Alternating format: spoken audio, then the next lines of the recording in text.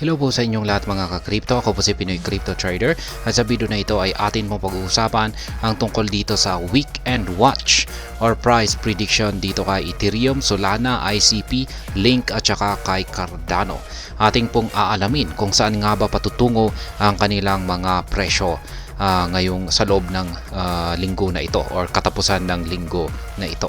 At ayan, bago po tayo magpatuloy ay nais ko lamang po munang bigyang linaw ang aking disclaimer kung saan ang nilalaman po ng video na ito ay hindi po ito isang financial advice. For education and information purposes lamang po ang layunin nito.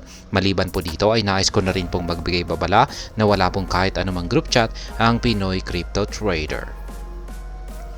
At ayan, umpisaan po natin dito kay Ethereum. Ang Ethereum price analysis. Meron po silang chart dito na ibinahagi. Isa po itong 4-hour chart time frame na Ethereum USD na pair. Kumula po ito sa datos ni Coinbase.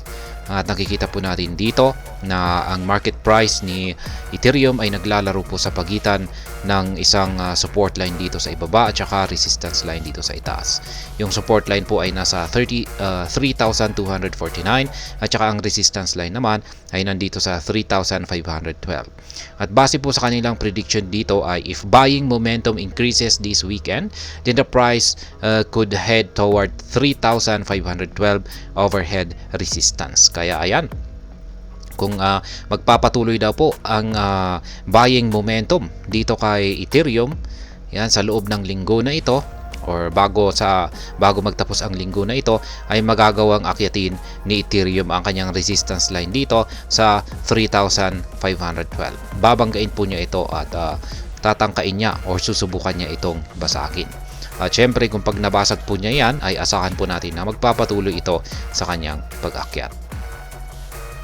On the other hand, it might end up trading sideways if the momentum fails to improve. Kaya ayan, kung hindi raw mag-i-improve yung momentum ay mauuwi daw po ito sa pagko-consolidate or pagsa-sideways lamang ni Ethereum dito po sa pagitan ulit ng support line at saka resistance line na ito.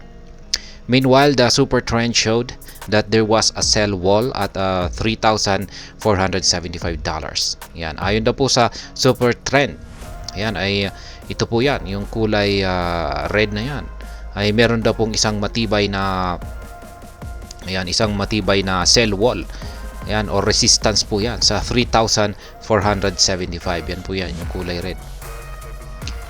If the price approach that region, it could face rejection which could send it back below $3,300.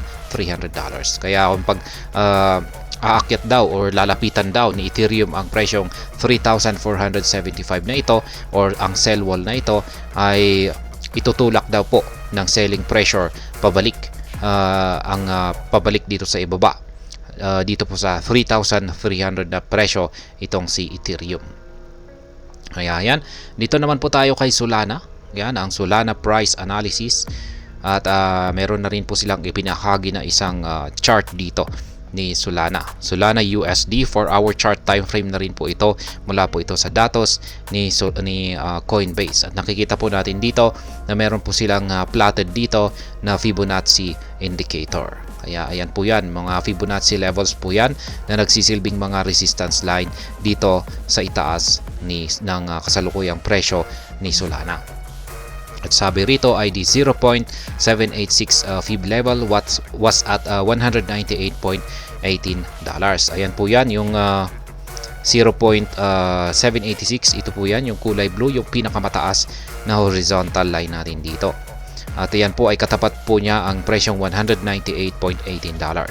With this position, Sol's price might be closer to $200 before the weekend closes. Kaya ayan, ang sabi po rito, dahil po sa kalagayan ni Solana ngayon ay posible po niyang akyatin ang part na ito ang price level na ito ng Fibonacci indicator na 0.86 or $198.18. Ayan, or malapit po sa $200 at posibleng magagawa daw po ito ni Solana bago magtapos ang linggo na ito. Dito naman po tayo kay ICP.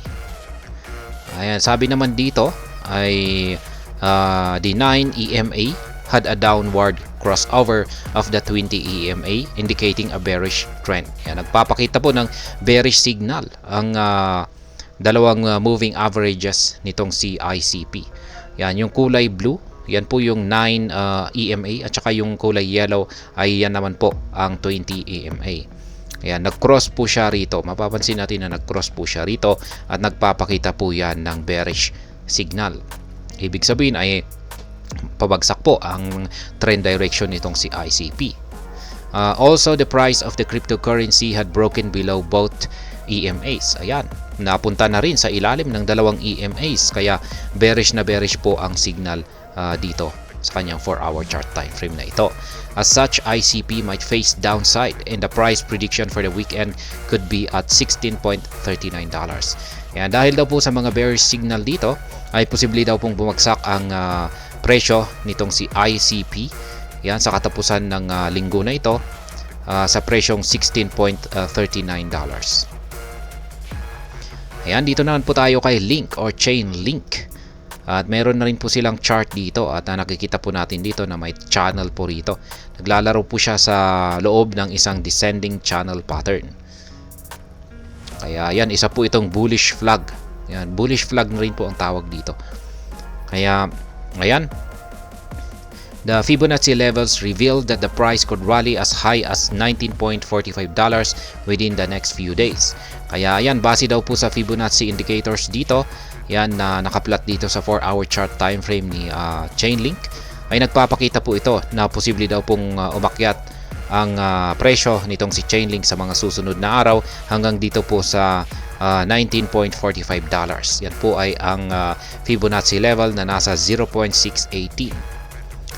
If the momentum stalls, Link might end up at $18.17, the 0.236 Fib retracement. Kaya yan, kung pag magiging mahina raw po or hindi po gaanong magkakaroon ng momentum itong si Chainlink, ay mauuwi po ang kanyang presyo dito sa $18.17 or sa 0.236 ng Fibonacci retracement. Kaya yan, ito po yan, yung kulay red na yan, yung pinaka ibaba na horizontal line natin dito. Sunod naman ay itong si Cardano. It could encounter resistance at 0.59. Pwede raw po siyang makaharap ng resistance line dito sa 0.59. Yan po yung mga kulay blue na linya natin dito. Yan yung 0.59 or 0.597 or 0.653. Ito po ay nagsisilbing mga resistance line at yung nandito naman po sa ibaba na 0.564 ay support line naman po ito. At ayon po rito ay posible daw po siyang maka-encounter or magkakaroon ng struggle pag lumapit na po siya sa presyong 0.597. Mahirapan po siyang magpatuloy sa kanyang pag-akyat dulot po ng resistance line natin dito sa 0.597. If bulls break through this point, then ADA could target a move past 0.62. Kaya ayan, kung pag nagawa daw pong basagin ng mga bulls ang resistance line natin dito sa 0.597 ay posible po itong magpatuloy hanggang dito sa sunod na resistance line natin or dito sa ilalim nito na 0.62. At ayan po ang mga price analysis dito na ibinahagi ng Coin Edition. Ayan. Dito kay Ethereum, Solana, ICP, Link at saka Cardano, kung ano ang posible nilang sasapitin sa kanilang presyo or kung saan patutungo ang kanyang presyo bago sa katapusan ng linggo na ito. At hanggang dito na lamang po tayo sa video na ito. Sana po ay inyong nagustuhan ang aking paliwanag dito. Kung inyo po itong nagustuhan, ay pakiclick lamang po ang like button nito. Para naman po sa mga bago lamang dito, kayo po ay aking inaanyayahan para mag-subscribe. Pakiclick na rin po ang bell icon nito dahil ito po ang siya magsisilbing notification nito sa mga bago kong videos na akin pong ina-upload sa aking YouTube channel na ito. Marami pong salamat sa panonood. Ingat po tayo lagi at God bless po sa ating lahat.